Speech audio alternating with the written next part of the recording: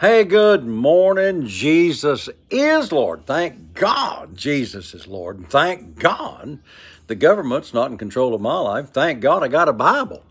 I had a course when I was in Bible college. Can I trust my Bible? Yes, I can. Thank God it works. And you can believe what it says. Had somebody write me this little note the other day, and they were very serious, so I want to answer it very seriously. Why do bad things happen to good people? Very simple. I mean, God's not out to get you. He's out to bless you. That's what we find out in Jeremiah chapter 29, verse 11. That I know the plans that I have for you, and they're for good and peace. I like to use the phrase, nothing broken, nothing lacking. So it's the will of God for you to be blessed. The first thing that he said to Adam and Eve after he made them, the Bible says, and he blessed them. It didn't say he cursed them. It didn't say he sent a trial. It said he blessed them and said, be fruitful. I love that. Be fruitful and replenish the earth. In other words, take over. Be in dominion over it. Take it. And God gave man dominion. So somebody says, well, why do bad things happen to good people? Because of their mouth. This is what it says in James. Is it chapter 1 or chapter 3? I'm not sure. It says that, that the tongue, that thing right there, the tongue sets on fire the course of nature. Now, let me kind of explain that just a little bit. Your tongue sets on fire, sets the course of natural events to take place in your life. So why do bad things happen to good people? I know a good Christian person that's, been sick for the last 15 years and their kids went haywire and all that. A lot of bad stuff happened to them because they said, well, you never know what God's going to do. And after all, you go through all these trials and temptations. In fact, I read a little post this morning. This guy made this statement. He said, I thank God for all the tests and the trials, the ones that I passed and the ones that I failed. That God was testing me. I thank God that he loves me enough to test me. Well, bless your heart, fella.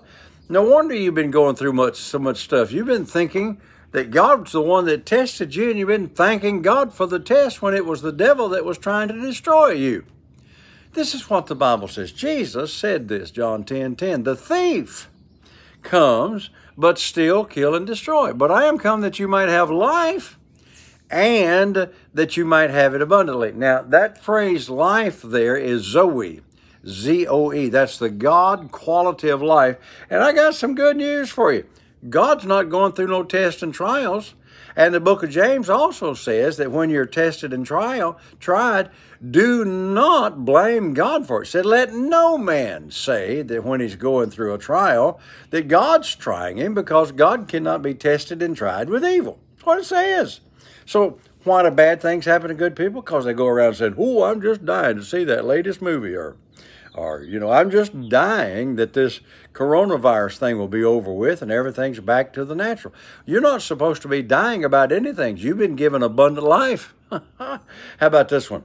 My shoes are just killing me. Of course, if I tried to wear some of them things I see women wear, them high heel things, they might be doing that to me too. Your shoes can't kill you, but what you said about them can. Your words set about the course of natural events. So your shoes, they can't kill you, but you might wind up with varicose veins and all kinds of problems in your legs and finally get something bad, and it might kill you because you've been saying it. Don't say that. Don't say things like I'm just dying to go, or I'm, just dying for this. I'm not dying for anything, man. I'm alive and well and living and enjoying the blessings of God. So why does bad things happen to good people? Because their dumb mouth says a lot of bad things. I'm like I had a lady in the church years ago. She says, I ain't getting on no airplane. No. I said, why don't you go for a ride with me, sister-by-law? That's what everybody called her. She said, nope, I'm not getting on no airplane because the Bible says, lo, I am with you always. I thought, now that's just ignorance gone to seed. And after a year, maybe two of talking to her, I finally got her to go with me for a ride. She had a blast. She thought it was great. And she got to where she'd travel to see relatives and so forth. Listen, fear, bad words, open the door to the devil. And he comes in and does the very things that you've been saying. Well, I wouldn't ride that motorcycle. Them motorcycles are dangerous. Mine's not. Had a guy come up to me one time at a store, And he said, man, Owen Rudd, them things are dangerous. I said, shh, shh, shh. I said, be quiet.